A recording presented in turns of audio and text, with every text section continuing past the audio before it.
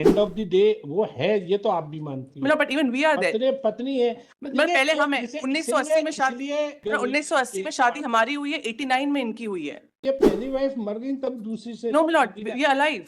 I am the first wife, I am alive. पहली पत्नी legally वेडेड wife थी, तो दूसरी पत्नी को उनके बच्चों को तो हक मिलता है, लेकिन क्या दूसरी पत्नी को क्या वही अधिकार मिलेंगे जो 11 साल की उसमें शादी वैलिड हो ही नहीं सकती आपकी हिंदू मैरिज के हिसाब से, इसलिए आपकी शादी ही वैलिड नहीं है क्योंकि आप 11 साल की थी आप। ये हाँ, अब ये फैमिली मैटर है ना, मिलॉट, तो सक्सेशन का deceased is Harikishore Shukla. The applicant was the first wife, and the non-applicant alleges herself to be the second wife and the legally wedded wife. The trial court had granted succession certificate in our favor. The court below, my lord, has reversed that finding and has held that the non-applicant is the legally wedded wife and has granted succession certificate to them, my lord. to them also नहीं, Only to them. Only to them. हाँ, तो इसे head and reserve कर देते written synopsis, इसमें कोई ऐसा line by line para by simply law applicable होगा। अगर the trial court has in detail considered कि after death of Harikishore Shukla, our name was muted in the revenue records. Now, my lord, they go on the basis of a nomination form which was executed in their favor by the deceased. Now, there are two judgments in the department. In the department, and that nomination form has not been produced in original by them. So what the trial court had held is that by producing all the documents, we appear to be legally wedded wife. Now the lower appellate court has gone on the point that they are the legally wedded wife. That is because it's an adoption deed executed in favor of a non-applicant number 2, who is the child, and secondly, her name is there in the nomination form. Now, Supreme Court judgments clearly say that the nomination form is not a discrete proof that they are the legal heir. At the end of the day वो है, ये तो आप भी मानती मतलब but even we are there. पत्नी है, मतलब पहले हम है 1980 में शादी, क्या कहते हैं, एक दो किसानों में मेड़ के लिए झगड़ा हुआ, उसके बाद खेत भी बिक गए। 1980 में शादी हमारी हुई है, 89 में इनकी हुई है। हमने भी डॉक्यूमेंट्स प्रूव भाई आपकी ये पहली वाइफ मर गई तब दूसरी से। No milord, we are alive. I am the first wife, I am alive. They are the second wife, and the second non-applicant is the child. Now the dispute is between us and them that कौन legally wedded wife. पहली wife जिंदा है। No, we are the first wife, the applicant Kesh Kali Shukla. And we have produced with the submission as a para 17 बस that's para 17 में क्या है ये कि आप लेकिन क्या इनका कहना है कि जब दूसरी पत्नी पहली पत्नी लीगली वेडेड वाइफ थी, तो दूसरी पत्नी को उनके बच्चों को तो हक मिलता है, लेकिन क्या दूसरी पत्नी को क्या वही अधिकार मिलेंगे जो पहली पत्नी को? ये वाला वही आंसर है पैरा 17। पैरा 17 में कोर्ट ने बोला कि आप appellate court page 67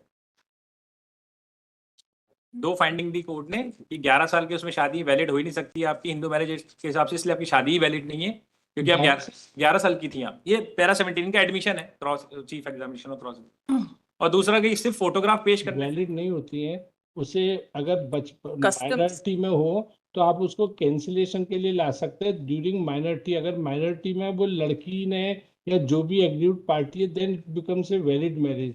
It is not void ab initio but voidable at the instant of the aggrieved party. अगर किसी पार्टी ने अगर उस पर आपत्ति नहीं उठाई तो then it is not voidable. यही कानून है जहाँ तक मेरी जानकारी है, क्योंकि अपने देश में वरना तो जाने कितने भारत के कितने संतान लोग सब अवैध हो जाएंगे, क्योंकि उनके दादा दादी की शादी बचपन में हो गई तो वो तो फिर पूरी क्या पीढ़ियां और पुश्तें ही अवैध हो जाएंगी। That is not the law.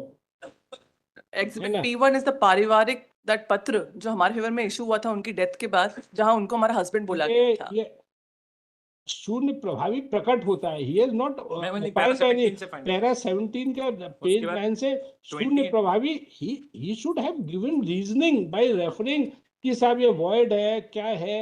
अगर किसी ने ये कहा ही नहीं है कि उस 11 साल की, पहले तो सभी शादियां ऐसे ही होती थी भाई। चलो ठीक है, हो गई 17 and 20 में बस ये सेकंड फाइंडिंग ये दी है कोर्ट ने कि आपने जो सिर्फ फोटोग्राफ पेश करी है जिससे ये प्रूफ नहीं हो जाएगी बाजू में खड़े होने से आप उसकी वाइफ हो जाओगी। In two findings the court has allow our appeal 17 to 21 are the finding. That's the my submission. 17 से 21 बस यही फाइंडिंग, दैट्स द सबमिशन। ठीक है मैडम, हो गया। The trial court के I'll mention just 4 paragraphs which support our case, my lord. That's para number 25, 34, 36 and 37. I'll give written submission. Trial court का भी वो लगा लेता हूँ, ठीक है। पैरा आप कौन सा बोले ट्रायल कोर्ट का? Para number 25। एक minute,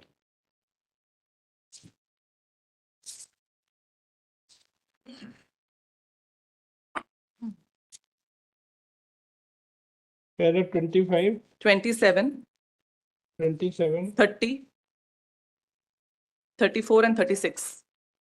30, 34 and 36, my lord. I'll submit a written submission also with detailed reference to the paragraphs and findings of the court with the judgments, my lord. Judgment madam हमेशा इस fact पे होने चाहिए। Judgement तो दसों दोनों पार्टियां दे सकती हैं, हमारे फैक्ट से जो मैच कर रहा है बस वो दीजिए, है ना? I'm referring to these two judgments, my lord, which pertain to the nomination aspect, and the other facts, my lord, I'll file it with my written submissions. इकट्ठे ही दे देना। My lord, हाँ, वो फिर अलग अलग हो जाएंगे, I'll इकट्ठे file. दे दें। may I file it by Monday morning, my lord, the written submissions? हाँ, My lord. है ना? Obliged. तो ये madam heard and reserve, both party want to file written synopsis, let them file within 7 working days, Very grateful. Obliged. है ना? Till then, the IR would be in operation. That we are IRFNE reserve for order हो गया, IRFNE, है ना? ये number क्या था madam? 5 था। पाँच। Obliged. एडमिट तो ये ऑलरेडी हो चुका हाँ था जी। ना? My lord. हाँ,